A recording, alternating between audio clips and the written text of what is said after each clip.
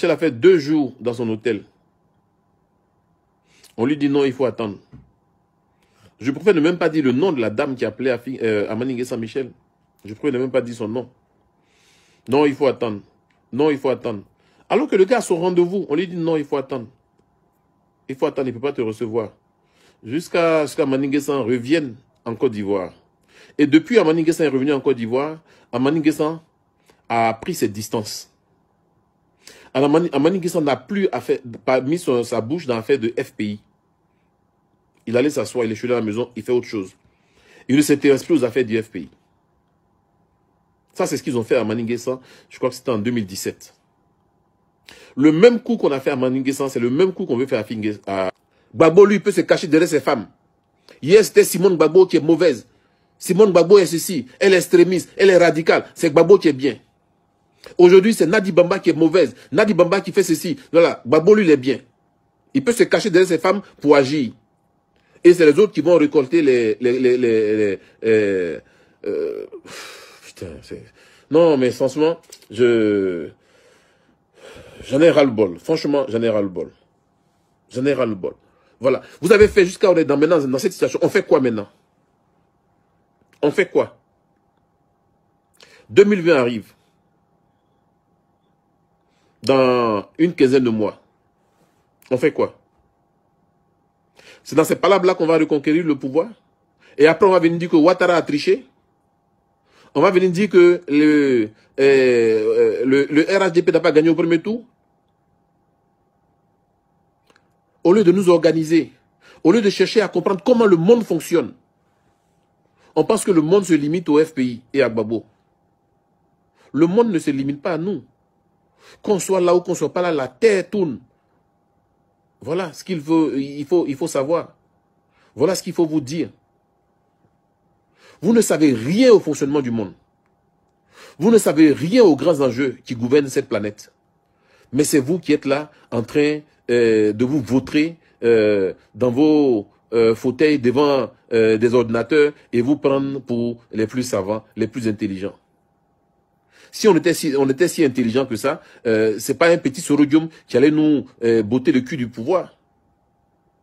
Si on était si intelligent que ça, si on était si fort que ça, c'est pas Ouattara avec un téléphone assis dans un hôtel qui allait nous botter le cul du pouvoir. Soyez un peu humble, remettez-vous un peu en cause. Remettez-vous un peu en cause. On est au pouvoir, on n'a aucun ami, on ne connaît personne. Ouattara est dans l'opposition, il connaît tout le monde. Il nous ferme le robinet partout. Il nous éjecte du pouvoir. On est au pouvoir. Au premier tour, on fait 38%. On fait 38%. Montrez-moi en Afrique ici, le chef d'État qui en exercice au premier tour a fait 38% à une élection. Montrez-moi. Et avec ça, vous vous prenez pour des génies politiques. Bon, je crois qu'aujourd'hui, j'en ai assez dit, je ne répondrai pas à une question. Je vous remercie. Alou Eugène est parti. Gervais Coulibaly est parti. Gervais Coulibaly est parti pourquoi? Parce que il était en train de négocier quand les gens étaient en exil pour que Ouattara les fasse venir, pour que Ouattara les reçoive, pour qu'on les réintègre dans l'administration. On dit c'est un traître. Cabran Api a négocié, on dit Cabran Api a un traître.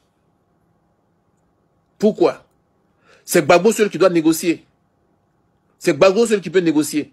Les autres doivent se taire. Tant que Gbagbo n'est pas président, on ne doit pas avoir de maire, on ne doit pas avoir de député, on ne doit pas avoir de conseillers généraux, on ne doit rien être. Comme m'a dit le fils de Koudou Jeannette, Alain Poquet. Pourtant lui, le fils de Koudou Jeannette, il est en ambassade de Côte d'Ivoire au Burkina Faso. Michel Gbagbo, il donne des cours à l'université. Eux, ils peuvent avancer. Ils peuvent être des gens, mais les enfants des autres, eux, doivent rester rien. Pourquoi vous ne demandez pas à Alain Poquet, le fils de Koudou Jeannette, de venir s'asseoir à Abidjan? L'appartement de Gbagbo à la Riviera Elias. Qui habite l'appartement de Gbagbo? Qui l'habite? Alain Tano. C'est qui Alain Tano? Le frère de la femme d'Ahmed Bakayoko. Le frère de la femme d'Ahmed Bakayoko. C'est elle qui occupe l'appartement. Mais en 2012, Ouattara ne vous a pas donné 125 millions? au titre du fonctionnement du parti. Vous avez pris ou vous n'avez pas pris? Et vous avez venu dire, ouais, Afin N'Guessan saisit la justice de Ouattara. Vous avez pris ces 125 millions, oui ou non? J'ai une copie du chèque. Qu'est-ce que vous avez fait de cet argent? Vous n'avez pas acheté un restaurant à Cocody, la Calebasse? Vous voulez qu'on parle? On va commencer à parler maintenant. Écoutez, arrêtez un peu. Vous voulez faire passer Afin N'Guessan pour un diable? Alors qu'on sait ce que vous faites? Alors qu'on sait où vous émargez?